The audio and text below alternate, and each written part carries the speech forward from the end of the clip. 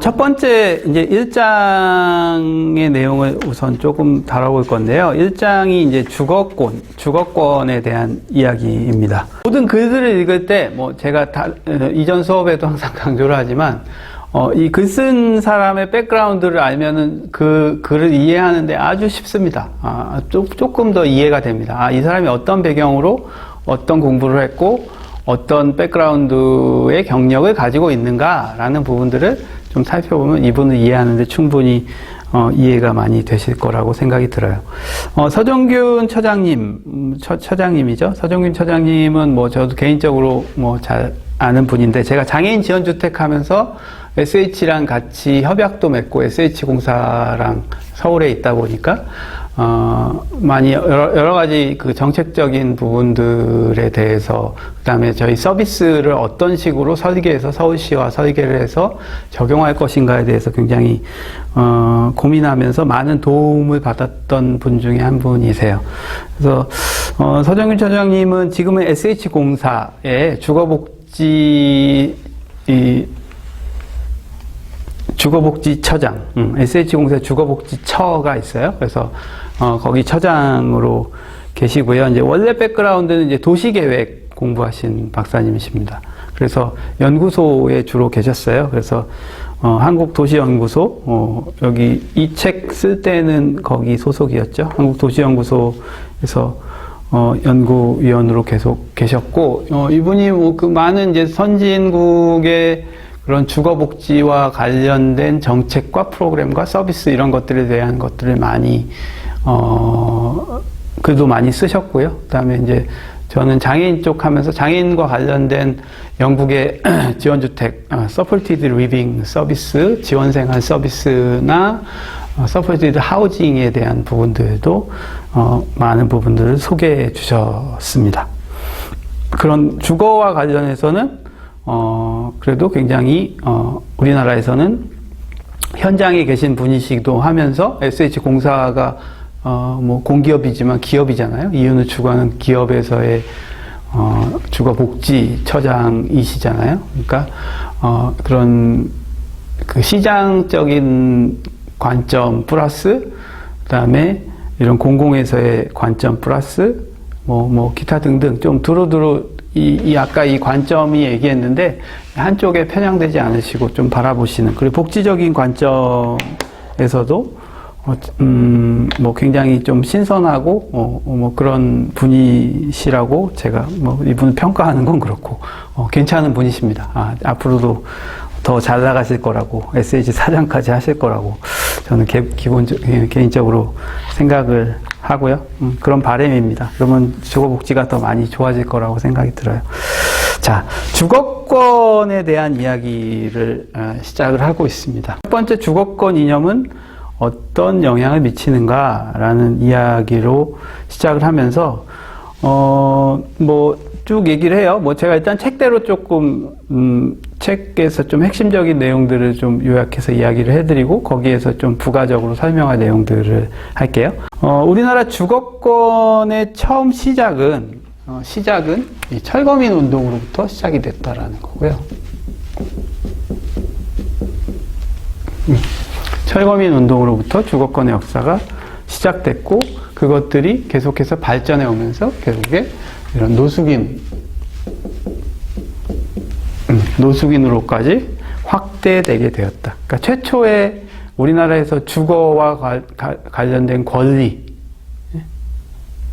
주거와 관련된 권리에 대한 부분들은 철거민 운동, 그 다음에 노숙인으로까지 확대되었다. 결국 주거권, right이잖아요, right.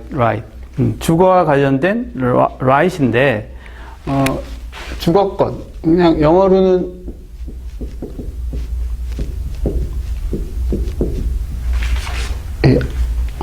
housing right이라고 이야기를 하는 이 권리라는 측면에서의 주거를 이야기를 시작을 하고 있습니다. 근데 주거권이라는 것 자체가 없었다라는 거예요. 이전에는 그렇잖아요. 우리나라의 역사 속에서 주거라는 어떤 개인의 기본권, 인간으로서 누려야 될 행복한 삶을 추구할 기본적인 삶을 살아가는 데 필요한 가장 기본적인 권리라는 측면의 접근조차도 굉장히 부족했다라는 거고요. 거기에 대한 기본권에 대한 이해들이 사람들이 점점 커지면서 기본권으로 들어가 있는 내용들이 뭐예요?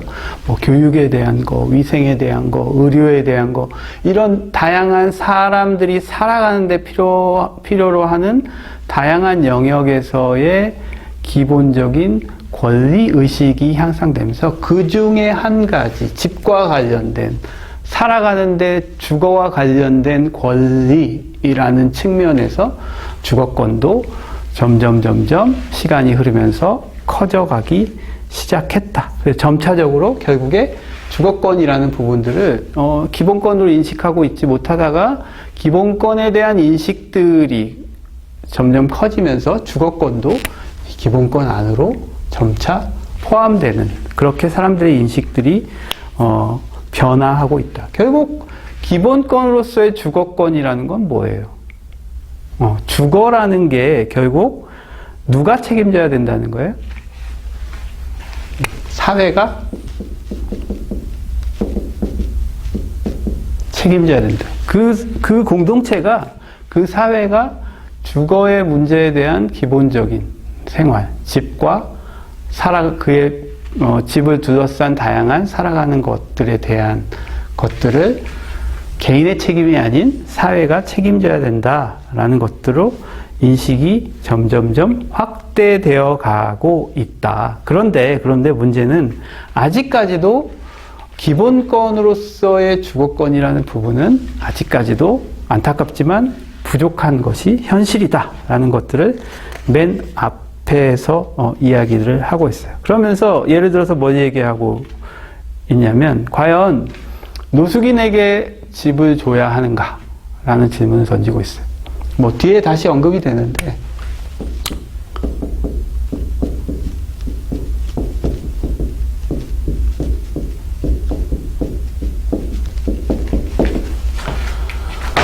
자, 노숙인에게 집을 줘야 하나? 기본권으로서의 주거권이라며, 주거가 점차적으로 기본권으로 포함이 된다며, 개인이 아니라 사회가 책임져야 된다며, 그러면 집 없는 홈리스인 노숙인한테 사회가 집을 줘야 하나? 뭐 이 질문만 딱 던지면 아까 얘기했던 그 스펙트럼 상에 굉장히 다양한 의견과 이야기들이 나올 거라고 생각해요. 이거 나중에 기회가 되면 다시 한번 좀 이 부분에 대한 이야기들을 나눠보도록 하겠습니다. 요거는 근데 계속해서 우리가 요 장에서 주거권을 이야기하면서 같이 고민해 볼 중요한 사안 중에 하나예요. 노숙인에게 집을 주는 것이 맞는가? 사회가, 국가가. 잠시 접어두고요. 그러면서 두 번째로 주거권과 주거복지, 그리고 시장을 이야기를 하고 있습니다. 그래서 첫 번째, 주거권.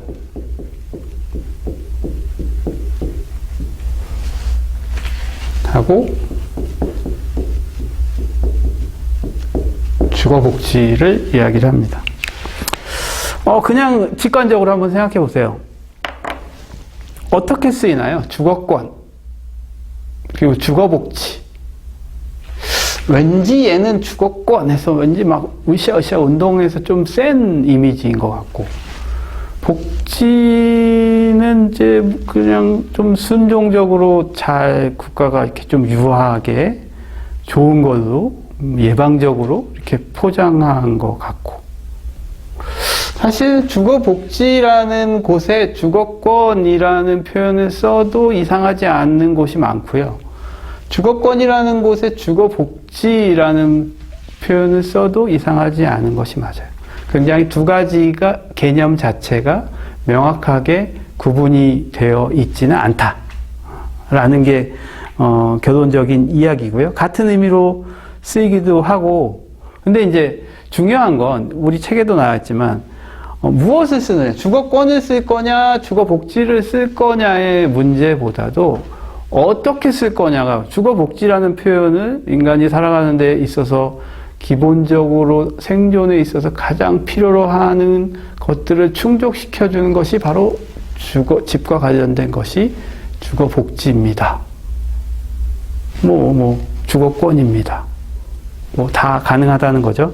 근데 이제 이미지와 의미가 조금씩 살짝 다르다라는 거고요. 말 그대로 주거권은 주로 이제 그동안 그러면 어디서 누가 이렇게 사용을 해왔는가라고 보면은 주거는 이제 주거와 관련된 이런 운동 조직, 단체, 이런 곳에서 주거권이라는 이런 표현, 이런 단어를 많이 사용을 했고요. 주거복지는 주로 정부나 이런 공공에서 이런 어떤 주거와 관련된 새로운 정책이나 이런 서비스를 지칭할 때 주거복지라는 표현으로 많이 이야기를 했어요.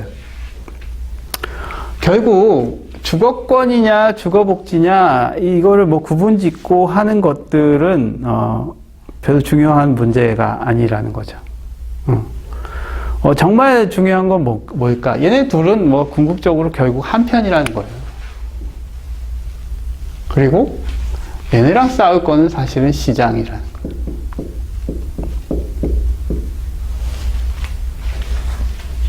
자, 첫 시간에 드린 명제죠. 자유권이 주거와 관련해서 자유권이 우선인가?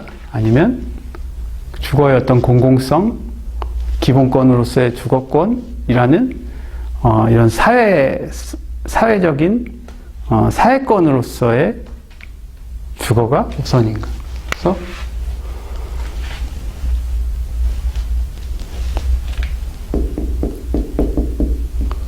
사회권으로서의 주거인가? 아니면 시장으로서의 시장 속의 재화로서의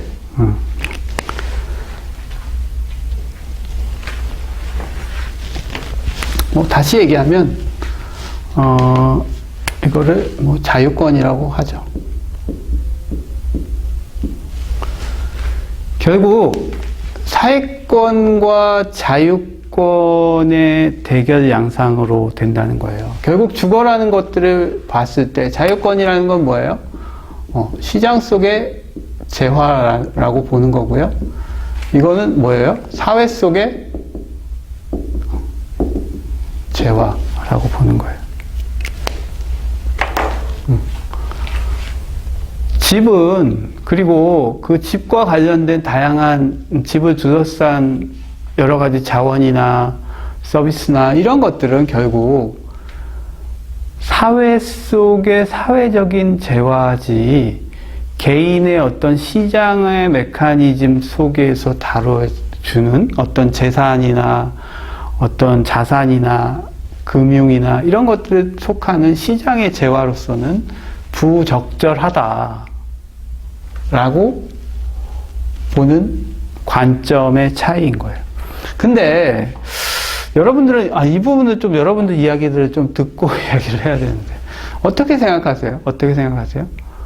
이게 어떻게 보면은 전반부까지 우리가 가장 계속해서 다뤄야 될 고민이에요. 사회권인가? 자유권인가? 사회적 재화인가? 시장 속의 재화인가? 사회적 재화. 사회적 재화가 더 좋겠네요. 시장 속 재화. 이렇게 하는 게 좋겠네요. 주거를 어느 관점으로 바라볼 것인가에 대한 것들을 주거권을 이야기하면서 똑같이 이야기를 하고 있어요. 즉 이런 시장이라는 속에서 발생한 이런 주택과 관련된 문제가 생겼을 때 아까 니즈, 프로블럼 말씀드렸잖아요. 그런 니즈와 프로블럼이 주택과 관련된 것들이 결국 우리 사회 속에서 발생했을 때 그것들을 접근하는 방법을 어떤 것들의 우선순위, 비중을 두고 해야겠는가. 완전 배타적으로 결정할 수는 없겠죠. 뭐 얘를 결정하면 얘는 뭐 고려하지 않고 얘를 결정한다고 얘를 고려하지 않겠다는 건 아니죠.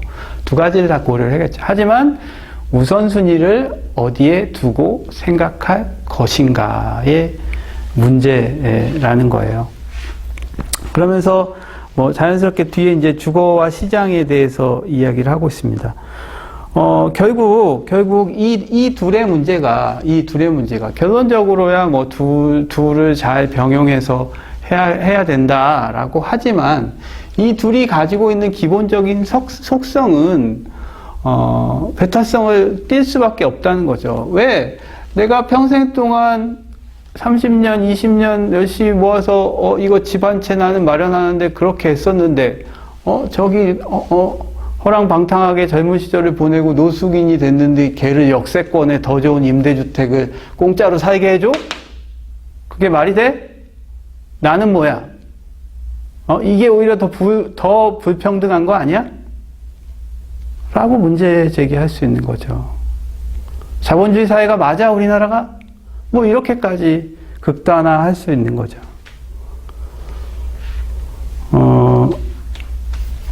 결국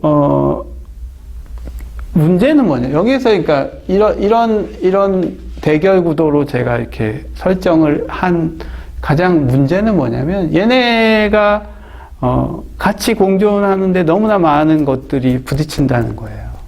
같이 공존하는 데 있어서 너무나 큰 문제들을 담고 있다는 측면이에요. 그래서 어떤 거는 선택을 해야 되는 상황인 거고, 이전의 정부에서도 이런 선택들을 그동안 해왔죠.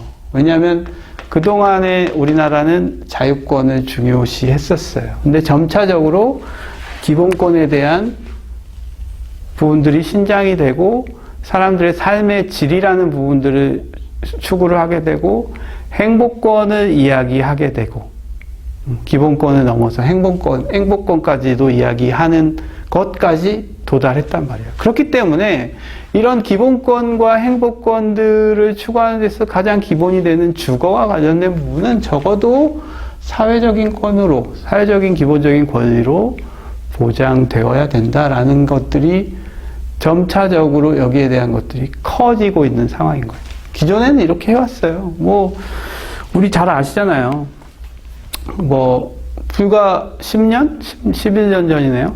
용산 참사 같은 경우에 뭐예요? 결국에 이명박 정부에서 뭐 개발에 대한 것들, 서울 지역의 재개발에 대한 것들을 하다가 개발지상주의라는, 자본주의가 가진 개발지상주의라는 것들을 통해서 생겨나게 된 굉장한 그 참사였잖아요. 뭐 마찬가지예요. 개발도상 국가들, 특히 뭐 자본주의 사회가 점점 심화되는 사회에서 흔하게 발생하는 일들이 이런 뭐 재개발이나 뭐 이런 것들을 통해서 원래 토착민들은 그곳을 떠나가게 되고, 뭐 거기는 재개발돼서 뭐 번듯하게 좋은 곳이 들어서게 되지만, 결국에 그들의 기본권을 살던 곳에서 내 안정적인 주거지를 빼앗겨 버리게 되는, 뭐 이것도 역시 뭐 찬반의 뭐 그런 것들이 없었으면 우리나라가 지금까지 이렇게 성장해 올 수 있었겠는가. 그런 뚝심 있는 개발이나 개발 정책이나 경제적인 것들이 선행되었기 때문에 지금의 이렇게 3만 불 시대가 온 것이 아닌가. 그런 논지도 가질 수 있고요. 중요한 건 이런 그 주거권이라는 부분에 있어서의 가장 본질은 뭐냐면, 결국에 이런 적절한 주거 상태에 있지 못한,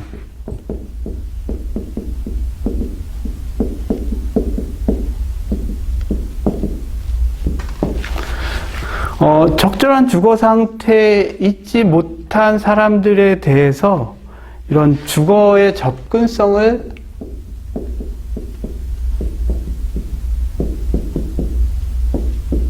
높이는 것, 이것이 바로 하우징 라이트다 라고 우리 책에서 이야기를 하고 있습니다. 주거의 접근성을 높인다는 건 무슨 뜻일까요? 결국 주거와 관련된 다양한 베네핏들을 취할 수 있는 가능성을 높이는 것. 그게 주거의 접근성을 높이는 거다. 라고 이야기를 하고 있어요. 근데 왜 주거권은 다른 기본권하고는 관계가 어떨까라고 보면 여러분들이 아는 다른 기본권 뭐가 있으시죠? 대표적인 거? 네, 교육권, 교육받을 권리, 또 뭐 의료권, 뭐 이런 거죠. 치료받을 권리, 뭐 이런 것들이 가장 대표적인 걸 거예요. 뭐 의료권이라고도 하고 보건권이라고도 하죠. 뭐 이런 지금 코로나 상황에서 코로나가 감염병에 걸렸을 때 격리되고 치료받을 수 있는 권리 이런 것들. 교육권이나 의료권은 상대적으로 주거권에 비해서는 상대적으로 저항이 크지 않아요. 뭐 우리 장애인 쪽 일이긴 한데 작년 재작년이었죠. 작년 재작년에 뭐 뉴스에 한번 떠들썩하게 보도된 사건이 있었습니다. 뭐였죠? 강서구에서 특수학교를 설립하는 문제로 그 공청회 자리에서 뭐 어머니들이 무릎 꿇고 울면서 제발 우리 아이들이 다닐 수 있는 학교를 짓게 해주세요. 지역 주민들은 집값이 떨어진다. 결사반대. 혐오시설이 웬 말이냐. 장애인 시설이 웬 말이냐. 장애인 학교가 웬 말이냐. 라고 하면서 반대하면서 거기에는 뭐 허준길이라고 하죠. 강서구에 있는데. 그래서 한방병원이 들어서야 된다. 라고 그래서 뭐 김성태 의원이 그 지역구 의원이어서 김성태 의원도 주민 편에서 얘기하다 가버리고 엄마들 막 무릎 꿇고 울고 뭐 그 서울시 교육감 와서 이거는 원래 교육 부지로 돼 있었던 땅이다. 이제 와서 웬 병원? 뭐 아무튼 뭐 그런 주민들하고의 싸움이 벌어졌고 그것을 정말 님비로 볼 것인가? 아니면 본인들 지역의 아파트 값이라는 재산권을 지키기 위한 행사로 볼 것인가? 어떠세요? 어떠세요?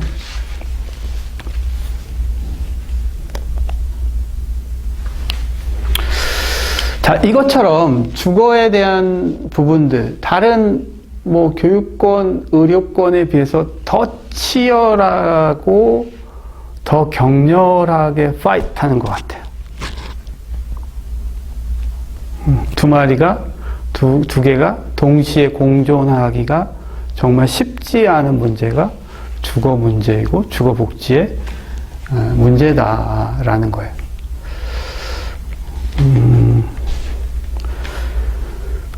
자, 뭐 요즘에 부동산 때문에 저도 마찬가지긴 한데 부동산 때문에 뭐 다들 전 국민이 부동산 전문가가 되어가고 있고 뭐 영혼까지 끌어서 뭐 집 마련한다. 뭐 대출도 막히고 이제 서울에서 집 얻는 거는 20, 30대에는 거의 불가능하다. 뭐 이런 시대에 우리가 살고 있어요. 재산 증식의 가장 주요한 수단이 부동산이고 우리나라 뭐 40, 50대 자산 가치의 가장 높은 비중을 차지하고 있는 것이 결국 집, 부동산이고.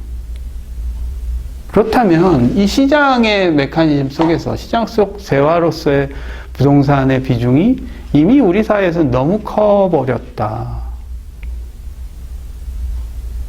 그럼에도 불구하고 사회권으로서의 주택을 지금 정부가 계속 이야기를 하고 있고 뭐 20몇 번인가요? 23번인가요? 뭐 지금 부동산 정책이 문재인 정권 들어서 계속해서 사회권으로서의 부동산을 이야기를 하면서 주택을 이야기를 하면서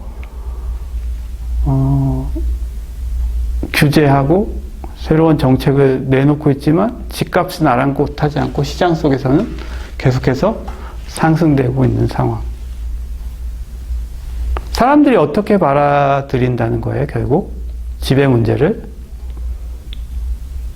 내가 살고 있는 나의 뭐 그냥 삶의 터전이고 내가 기본권과 플러스 더 나가서 행복하게 살 수 있는 행복권을 위한 것이 아닌 그 이상의 재산 증식의 수단, 나의 자산을 지키기 위한 수단, 사회적인 시장 속의 하나의 재화로서, 금융의, 재테크의 일환으로서 주택이 다루어지고 있다라는 현실. 그러니까 이 현실에 대한 부분들을 우리가 간과해서는 안 된다라는 거예요. 선언적으로나 혹은 그냥 명분상은 그치 집 갖고 사실 장난치면 안 되지. 재산 증식 수단이 집이 되는 게 말이 돼? 집은 그냥 사람이 누구나 의식주 아니야, 의식주. 옷 입고 먹고 그리고 자고 편안하게, 그거 기본권 아니야, 기본 중에 기본 아니야, 그걸 해줘야 될 거 아니야 라고 생각할 수 있다는 거죠.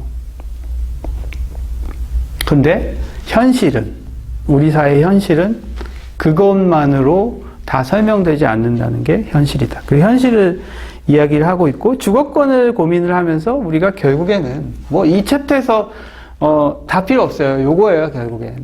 결국엔 사회적 재화로서의 주택, 그 다음에 시장 속 재화로서의 이런 자유권, 주택이라는 측면들을 우리가 어떻게 인식하고 어떻게 받아들일 거고, 다만 이런 사회권으로서, 기본권으로서의 주택에 대한 이런 접근성들을 누구를 대상으로 어떻게 올려갈 것인가에 대한 게 가장 중요한 측면들이 있다 라고 보시면 될 것 같아요. 그러면서 이제 주거권의 기반을 이야기를 합니다. 주거권의 기반은 23쪽에 해당되고요.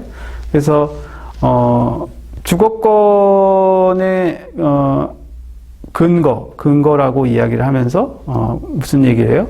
주거권은 결국 다른 모든 기본권의 밑바탕이 된다. 즉 이런 기본권들, 백날 교육권, 의료권, 보건권, 건강권 이런 거 얘기하면 뭐해? 결국 주거권이 실현되지 않으면 교육권도 실현될 수 없고, 주거권이 실현되지 않으면 의료권, 보건권 이런 거 다 실현될 수 없어. 홈리스가 정신질환을 가지고 길거리에서 자고 있는데 그 사람한테 무슨 의료적인 치료며 무슨 영향을 줄 것이며 무슨 교육을 더 받도록 할 거야. 집이 안정된 주거가 확보가 돼야 비로소 다른 기본권, 다른 행복 추구권들이 작동할 수 있어 라는 것들을 이야기하고 있어요. 그래서 주거권이 그런 것들의 가장 기본권이 된다. 그래서 건강권 같은 경우만 해도 단지 보건의료 서비스만이 아닌 이런 위생, 영양, 주거 등이 포괄적으로 관련된 부분인데, 그 중에서도 가장 기반이 되는 것이 바로 이 주거권이다 라고 이야기를 하고 있고요.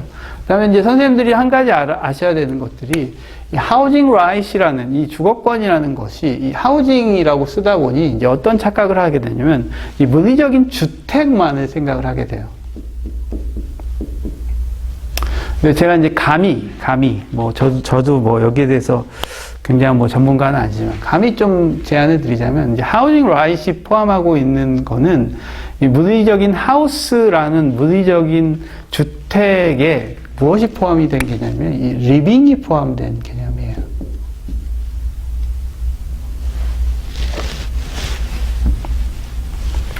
그래서 하우스 플러스 리빙이 이 주거다라고 이해하시면 좋을 것 같습니다. 그래서 결국에 하우징 라이트 혹은 리빙 라이트에 대한 부분들이 이해가 우리가 필요하다. 그러면서 우리 책에서 이제 한 가지 좀 재밌는 게, 이런 주거권이 모든 것들에 기반한다고 하는 부분, 그리고 기본권으로서 주거권에 대해서 우리 사회가 좀 공감하는 마음들을 시민들이 같이 가질 필요가 있다. 이것들이 너무 간과되고 있다 하는 측면들을 이야기들을 하고 있습니다. 이제 주거권의 진화에서 주거권이 그러면 어떻게 그동안 이렇게 성장되어 왔는가라는 이야기를 그 다음에 이야기를 하고 있습니다. 뭐 한마디로 결론적으로 얘기하면 주거권이라는 거, 인간의 기본권으로서의 주거권이라는 부분이 뭐 점차 처음에는 선언적으로 그래 집이라는 게 기본적으로 사람에게 주어져야지 되지 기본권 맞지 라고 이야기를 이렇게 선언적으로 딱 얘기했다면 지금은 이제 점점 그런 선언적인 이야기에서 점차로 구체화되어 가고 있다. 근데 어떻게 그 기본권을 지켜줄 건데, 그래? 재개발되면서 그러면 이렇게 강제로 철거되는 사람들, 강제로 이주해야 되는 사람들은 어떻게 할 건데? 홈리스로 길거리에 방치되어 있는 사람들은 어떻게 할 건데? 외국에서 중도 입국한 자녀들이나, 뭐, 어떻게 할 건데? 뭐, 등등등. 이제는 점점점 이제 세부적인 주거권에 대한 세부 영역까지 이렇게 확대되고 있다. 이게 이제 끝이에요. 여기서 이야기하고 있는 끝이에요. 그러면서 어쨌든 소개를 하고 있어요. 그래서 1948년 세계인권선언 제25조에 의해서 이야기를 하고 있다. 그게 최초다라고 이야기를 하고 있어요. 그래서 책 잠깐 보면요. 1948년 세계인권선언이 주거권에 대한 가장 최초의 논의이다.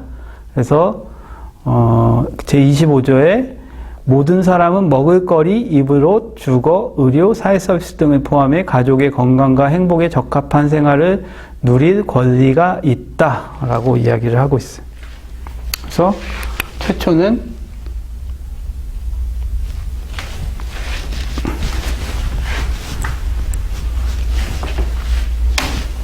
주거권 역사하는 거예요.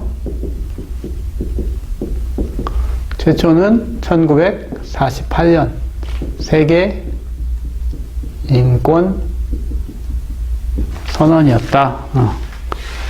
거기서 뭐 직접 언급은 아니지만 주거권에 대한 이야기를 주거에 대해서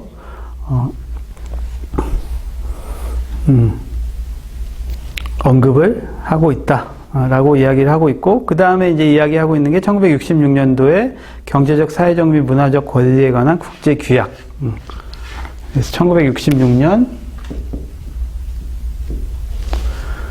이거를 이제 줄여서 사회권 규약이라고 하거든요. 국제 사회권, 규약이라는 걸 통해서, 여기서도 마찬가지로 주거권에 대한 이야기들이 언급이 된다. 라는 거고. 그런데 이제 이 1966년도에 이 사회권 규약의 내용에 대해서는 비판이 있었대요. 어떤 비판이 있었냐면 뭐 기본적인 권리, 다른 기본적인 권리의 뭐 주거는 하나의 일부다. 그런 핵심적인 기본권으로서가 아니라 그냥 다양한 권리 중에 그냥 하나로만 생각을 해서, 그래서 다른 사회 경제적인 부분들이 이렇게 잘 융성하게 잘 되면 자연적으로 주거 문제는 해결될 거야 라고 이렇게 좀 너무 안일하게 주거의 문제를 바라보고 있다라고 비판을 하고 있고요. 그 다음에 이제 1991년도에 유엔에서 유엔 사회권위원회에서 이 적절한 주거 라는 표현을 쓰게 됩니다. 그래서 이 7가지를 이야기를 하고 있는데, 첫 번째가 점유의 안정성. 그러니까 적절한 주거가 뭐야? 첫 번째, 점유가 안정이 되어야 된다. 두 번째, 서비스, 자원, 기반 시설의 이용 가능성이 높아야 된다. 세 번째, 부담 가능성. 그리고 네 번째, 거주 가능성. 그 다음에 접근성, 입지, 문화적 적절성. 이런 것들이 담보가 돼야 적절한 주거다라고 이야기를 하고 있어요. 그러니까 단순히 집만 줘서는 안 된다는 거죠. 여기에서 이야기하는 것들도. 근데 이제 우리가 여기서 좀 중요한 포인트는 뭐냐면 점유의 안정성이에요. 내가 어디 길 가다가 저 여기 전체적도 가깝고 땅 괜찮은데? 라고 해서 거기 집 짓고 내가 살았어요. 그렇다고 그 집이 내 집인가요? 그동안 방치되어 있던 땅인데 10년 후 어느 날 주인이 나타났어. 이거 내 땅인데 누가 내 맘대로 여기다 집 짓고 살래? 어떻게 돼요? 뭐 법적인 분쟁이 가겠죠. 오늘날 하면은 나는 실제 점유했던 사람이고 원 땅 주인이고 점유의 안정성이라는 부분이 첫 번째 요소이다. 적절한 주거를 이야기를 할 때 그곳을 집으로서 내가 안전하게 점유하고 있는가, 안정적으로 점유하고 있는가. 그리고 두 번째도 재밌어요. 두 번째도 이런 서비스나 자원이나 기반 시설을 이용할 수 있는가. 그 지역사회를 충분히 내가 활용할 수 있는가. 그런 의미에서 제가 뭐 장애인 복지하는 사람이니까 그런 의미에서 거주시설, 대형 거주시설은 집이 아니다. 우리가 탈시설화 해야 되는 이유가 뭐냐면요. 그 안에서의 뭐 인권 침해 가능성, 장애인 시설인 경우에 인권 침해 가능성 이런 것들을 이야기하지만 결국에 그곳은 시설은 집이 아니기 때문에 그래요. 왜냐? 내 자유 의사에 의해서, 내 선택과 결정에 의해서 자유롭게 제반 시설과 여기서 얘기했던 서비스와 자원과 이런 것들에 접근할 수 없기 때문에 그런 제약들이 주어지기 때문에 이것들이 결국 무슨 얘기예요? 적절한 주거라는 것들이 기본권과 관련된 이야기예요. 적절한 주거 상태가 아니라는 것, 적절한 주거가 아니라는 것은 뭐냐면 기본권으로서 부분들이 침해당하고 있다라는 거예요.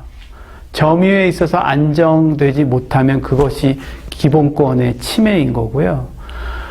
제반 서비스와 자원 기반 시설의 이용 가능성이 떨어지면 그것이 기본권의 침해라는 거고요. 내가 부담할 수 없다면 그것이 기본권의 침해고요. 내가 거주할 수 없다면 그 기본권의 침해라는 거고요. 이러한 적절한 주거에 접근할 수 있는가 없는가가 기본권의 침해라는 거고요.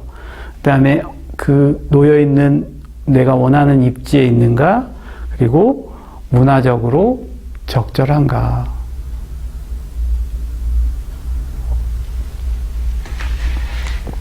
그러니까 집이라는 문제가 단순히 그냥 번듯하게 최신식으로 어딘가에 물리적인 집이 떡하니 놓여지게 되면 너 여기서 살아 라고 하면 그냥 사라지는 공간이 아니라는 거예요.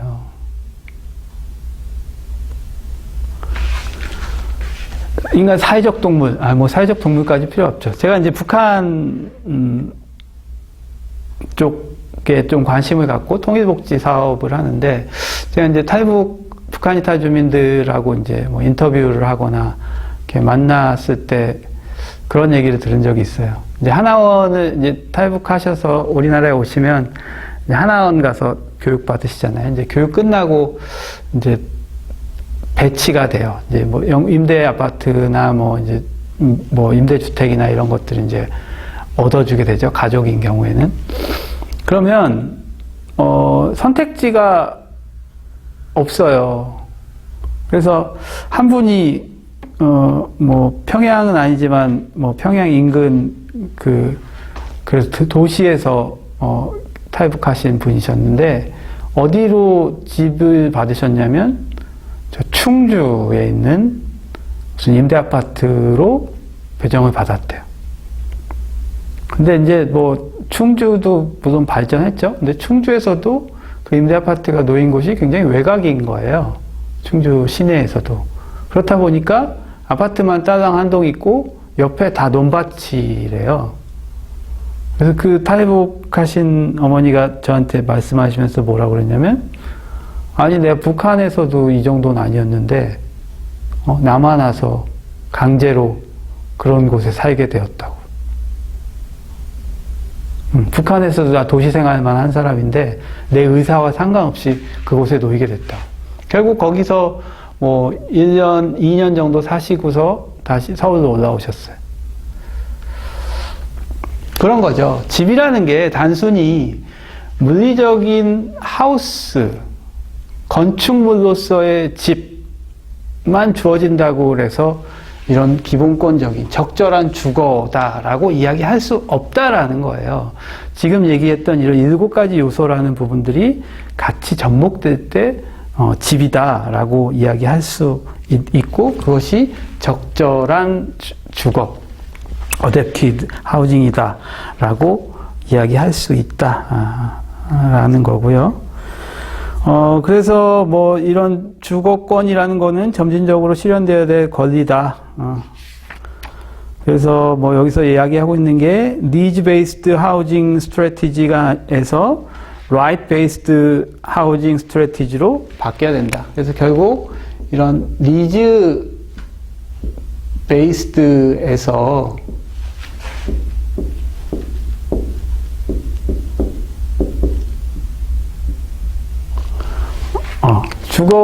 주거권에 대한 기본적인 전략이 이런 욕구에 기반한 전략에서 난 이런 게 필요해요. 이런 것들이 부족해요.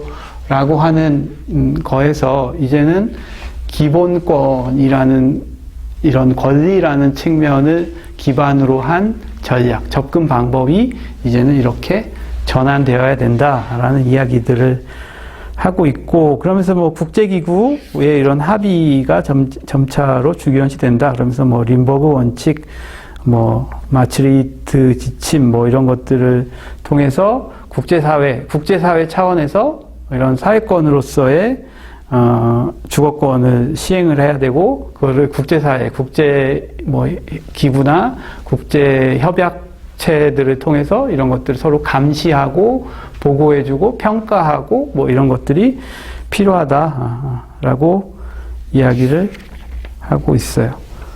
그러면서 그 다음에 이제 이야기하는 게 주거권과 국가의 역할에서 국가는 모든 국민에게 주택을 제공해야 하는가? 아까 처음에 드렸던 노숙인에게 주택을 제공해야 하는가? 주어야 하는가? 근데 여기에서 국가가 모든 국민에게 주택을 제공해야 하는가라는 질문에 대해서 이 서정균 처장님은 일단 결론은 no라고 이야기를 하고 있어요. 우리 책 30쪽에 해당되는 내용이고요. 그러면서 모든 사람에 대해서 이런 건강, 안녕, 안정을 위해서 적절한 주거 지원에 적극 협조, 접근하도록 주거 지원에 접근하도록 하는 노력이 필요하다. 그리고 홈리스 노숙인 같은 사람들을 위해서 주거에 대한 권리를 확보하고 가능하지 않을 때 권리를 확보하거나 그런 주거에 대한 주거를 얻을 가능성이 적을 때, 이럴 때는 자원을 제공하거나 그런 접근권을 주거에 적절한 주거에 접근하는 접근권을 높이는 것들을 사회에 요구할 필요가 있겠다. 그 다음에 또 한 가지 관점은 국가가 이런 법적인 의무들, 그래서 이런 적절한 주거들을 이루어가는 제도적인 장치들을 좀 마련하는 것들이 같이 병행되어야 된다라고 이야기를 하고 있고요. 그 다음에 그러면서 소개를 하는 게 1996년이 나와요. 지금 아직 이거 역사하는 거예요. 주거권 역사. 그래서 1996년 유엔에서 주거권 전문가 회의라는 것들을 통해서 여기서도 마찬가지로 앞서 다뤘던 내용들을 다시 다루게 됩니다. 그래서 뭐 점유의 안정성 제공, 그다음에 주거 차별 예방 및 감소, 그다음에 합법적 집단적 퇴거 예방, 홈리스 문제 해결, 그리고 뭐 그 밖에 자연재해나 재난에 대해서 주택 제공을 포함한 직접 지원이 제공되어야 된다라는 것들을 이런 유엔 전문가 회의를 통해서 이런 것들을 결의하게 되고요. 그러면서 이제 요 챕터에서 좀 재밌는 내용이, 그러면서 이제 그 뒤에 NGO에 대한 이야기가 나와요. NGO와 주거권에 대한 이야기가 나와요. 그래서 NGO와 주거권에서는 이런 인권적 가치로서의 접근이 필요하다. 그래서 주거 취약계층과의 NGO가 보다 많은 이런 소통, 의사소통, 상호작용 등이 필요하고, 그 다음에 그거와 더불어서 제도와 정책에 참여하는 것들이 필요하다. 여기 재밌어요. NGO 이야기를 하고 있어요. 자, 주거는 보세요. 우리 섹터, 제3섹터 이론 여러분들 아시죠? 제3섹터 이론은 뭐예요? 제1섹터가 뭐예요? 네, 정부, 공공이죠. 이 섹터는 뭐예요? 시장에 대한 이야기예요, 시장.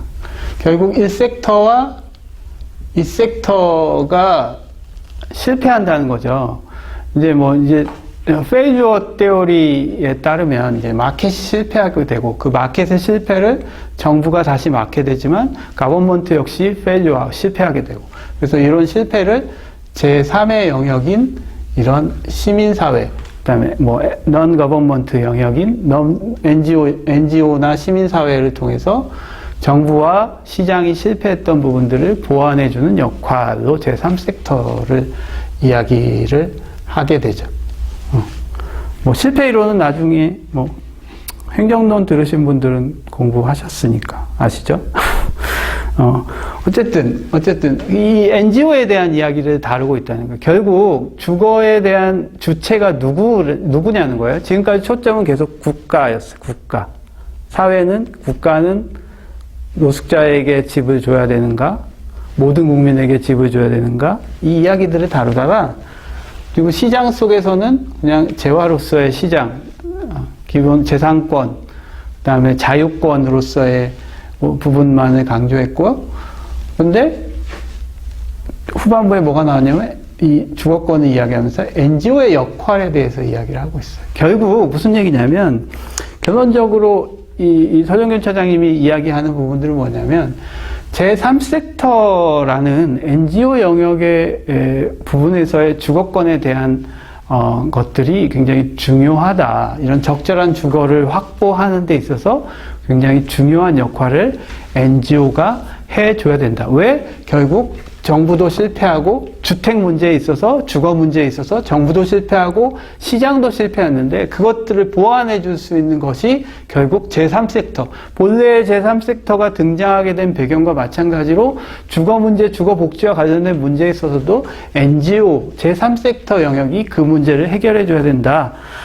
그 이야기입니다. 그러면서 그러니까 NGO가 해야 될 역할을 세 가지로 이야기를 하고 있어요. 좀 전에 얘기했던 것처럼 이런 인권적 관점이 필요하다. 기본권으로서 인권적 관점으로 주거 문제를, 주거 복지의 문제, 주거권에 대한 문제를 접근할 필요가 있겠다. 그리고 이 소통을 강조하고 있습니다. 그래서 이 주거 취약계층이나 결국 적절한 주거 상태에 있지 못하는 주거 취약계층에 대한 소통을 강화하는 역할을 정부도 아니고 시장도 아니고 니네가 좀 적극적으로 해서 그들의 이야기를 좀 대변해줘. 우리 사회에 그 이야기를 전달해주는 통로의 역할을 좀 해줘. 소통의 역할을 니네가 좀 해줘. 그리고 끝으로 뭐냐면, 거기서 끝나고 운동하고 데모하는 걸로 끝내지 말고 거기에서 정책에도 니네가 다양하게 정책에 참여해줘. 라는 게 NGO 이야기를 꺼낸 주요한 이유입니다.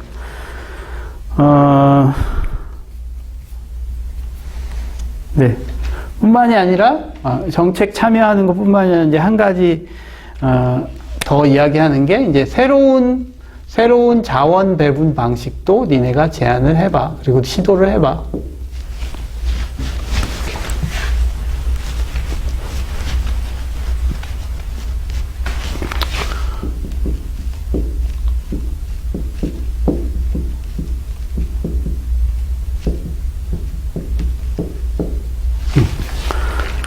새로운 자원 배분에 대한 것들도 니네가, NGO가 한번 도전을 해보고 다양한 실험과 테스트를 통해서 한번 해보도록 해봐. 그게 니네 역할인 것 같아. 예.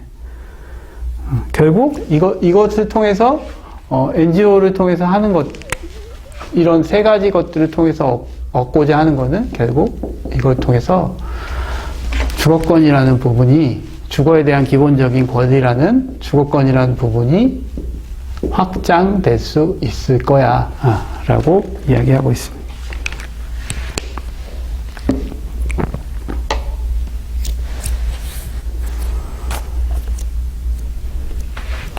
그래서 뭐 현실적인 이야기들도 마무리를 하고 있어요. 그래서 뭐 권리에 기반한 접근 방법들도 점점점 강화되고 있고, 그래서 뭐 노숙인에 대한 자립 지원에 대한 법안들도 생겨나게 되고, 강제 퇴거를 금지하는 법들도 생겨나게 되고, 점차적으로 주거에 대한 기본권들이 서두에 얘기했지만 점점 구체적으로 세분화돼서 정책을 통해서 이렇게 발현이 되고 있다라고 하면서 이 주거권에 대한 이야기를 매짐하고 있습니다. 그래서 주거권도 이런 인권이라는 기본권이라는 기본적인 거에 주거라는 부분도 함께 가야 된다라는 게 핵심입니다. 그러니까 인권으로서의 주거권, 인간이 누려야 될 가장 기본적인 권리로서 주거권이 하나의 중요한 요소이다. 그리고 이것을 빼고 기본권을 이야기할 수 없다. 다른 기본권들의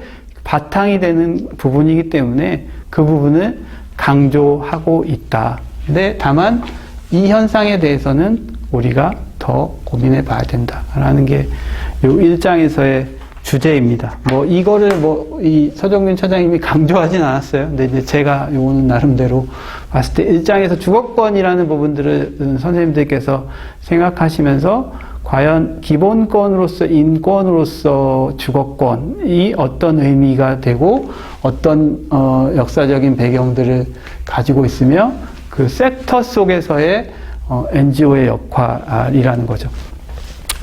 끝으로 시간이 많이 됐으니까요.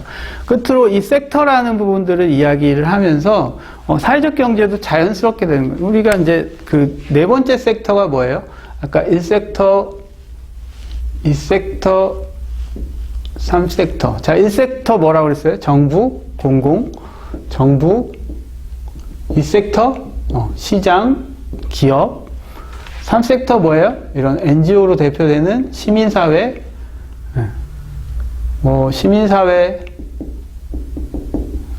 사회복지 쪽으로 지금 사회복지 법인 이런 것들이 다 3섹터에 속하게 되는 거죠. 여기랑 더불어서 이걸 쓰기도 하고 안 쓰기도 하는데 이제 4섹터라는 게 등장을 하게 되죠. 이 4섹터 영역이 사실은 이 사회적 경제 영역입니다.